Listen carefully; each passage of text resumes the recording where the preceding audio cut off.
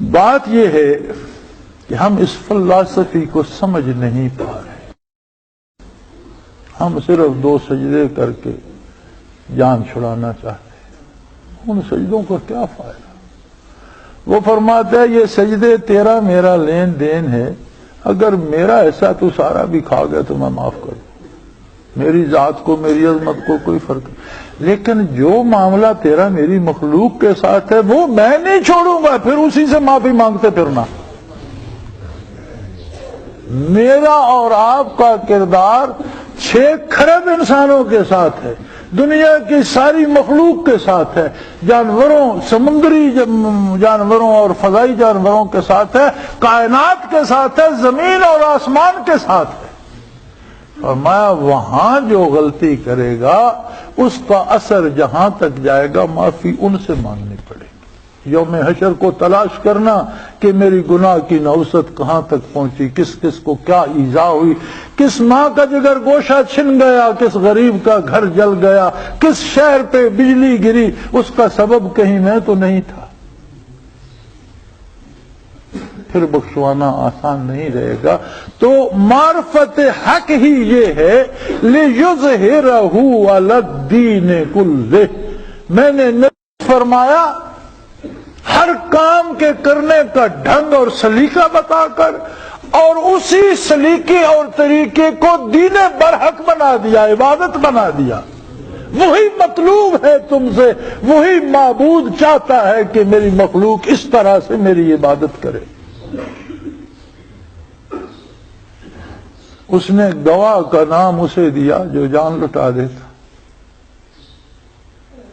شہید کیا ہوتا ہے؟ صرف عربی کا لفظ ہے نا، اردو میں اسے گواہ کہتے ہیں. شاہد، شہید سب گواہ کو کہتے ہیں. تو اللہ فرماتا ہے اس نے میری عظمت کی گواہی دینے کا حق ادا کر دیا کہ میری عظمت پہ اپنی جان نچھاور کر دی. موت ہار گئی، یہ جیت گیا. وَلَا تَقُولُوا لِمَن يُقْتَلُ فِي سَبِيلِ اللَّهِ أَمْوَاتٌ.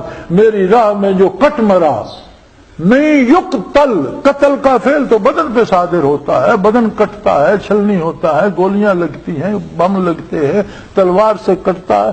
فرمایا قتل ہو گئے، پرخچے اڑ گئے، تم نے گٹھڑی باندھ کر دفن کر دی، لیکن اسے مردہ نہ کہو، موت اس سے کمزور پڑ گئی. بل احیاء، زندہ تو وہی ہے جو شہید ہے. موت مات کھا گئی اسے. کیوں؟ وہ اس نے گواہی دی ہے جان لٹا کر. تو جو ہر عمل میں اس کی توحید کی گواہی دے اس کا مقام کیا ہوگا؟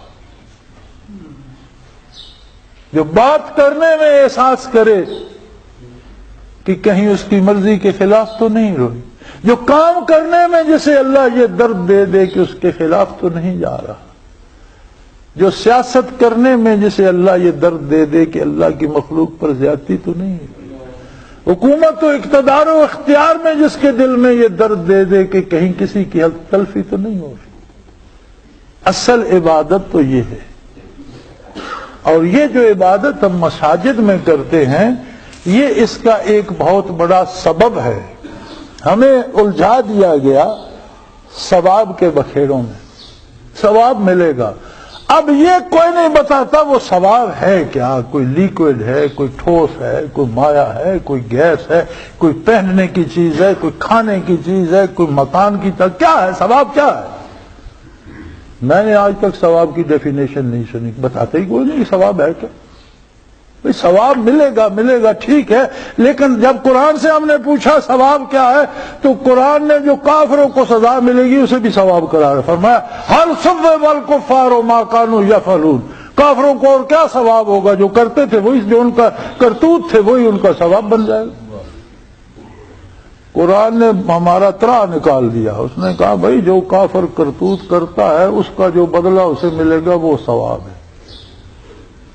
اس کا مطلب ہے مومن جو کرتا ہے اس کا جو بدلہ ملتا ہے وہ ثواب. بدلہ کیا ملتا ہے؟ عبادات کا بدلہ کیا ملتا ہے؟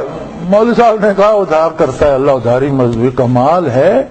اللہ کا رسول اللہ کے حکم سے ہمیں حکم دے رہا ہے کہ کسی سے کام کرواؤ، مزدوری کرواؤ تو اس کا پسینہ خشک ہونے سے پہلے مزدوری دے دو. کیا دیتا ہے؟ ان الصلاۃ تنہا عن الفحشاء والمنکر. ہر عبادت بندے کو اللہ کی نافرمانی سے روک کر قرب الہی عطا کرتی. نقد مزدوری، ہر سجدے کی نقد مزدوری، ہر قیام کی نقد مزدوری، ہر رکوع کی نقد مزدوری، ہر تسبیح کی نقد مزدوری، ہر تلاوت کی نقد مزدوری. کہ جب بھی کوئی اللہ کا نام لیتا ہے تو کسی گناہ میں غرق ہونے کی بجائے نیکی کی طرف چل پڑتا ہے. یہی مزدوری ہے. مولوی کے اس وعدے پہ نہ رہنا کہ مرنے کی، جس کو زندگی میں کچھ نہیں ملے گا مرنے کے بعد کچھ بھی نہیں. نقد جسے نہیں ملے گا وہ اس بات پہ نہ رہے کہ اللہ ادھار کرتا ہے. اللہ اتنا محتاج نہیں ہے کہ ادھار پہ کام کروا رہا. نقد دیتا ہے، ہر آن دیتا ہے، ہر لمحے دیتا ہے. ایک لمحے کا ذکر زندگی دیتا ہے، اتنا دے دیتا ہے. قلب ماہیت کر دیتا ہے. بندہ آتا ہے تو کچھ اور ہوتا ہے، جاتا ہے تو کچھ اور ہوتا ہے. نصف صدی ہو گئی حضرت کی خدمت میں، الحمدللہ 25 برس میں نے بسر کیے.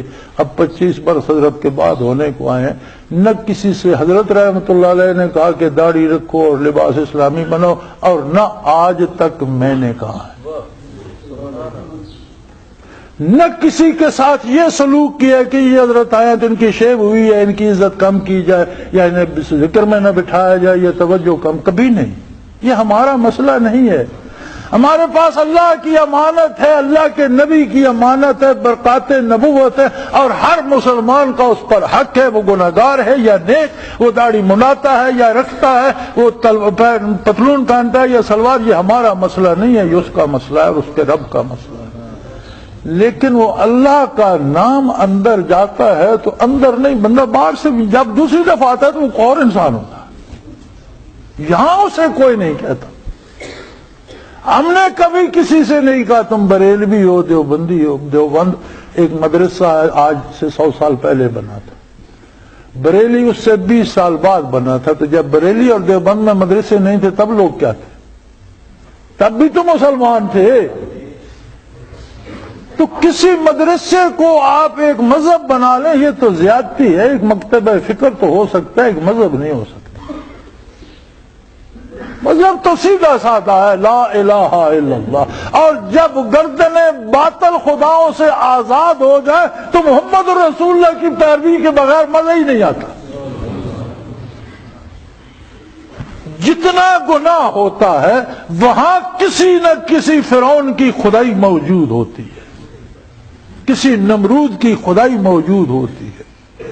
کیا وہ نمرود کی خدائی تھی بندگی میں میرا بھلا نہ ہوا؟ کیا مراد ہے؟ یہی کہ بظاہر تو میں عبادتیں کرتا رہا، اندر نمرود بیٹھا تھا. بازار میں جاتا تھا تو بات اس کی مانتا تھا.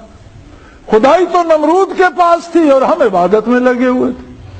تو اس عبادت کا کیا فائدہ کہ جب خدائی نمرود کے ہاتھ میں ہے، سیاست نمرود کے ہاتھ میں ہے، معاشرت نمرود کے ہاتھ میں ہے، آپ کی تعظیم نمرود کے ہاتھ میں ہے، تو پھر عبادت کو کیا کرتے ہو میرے بھائی؟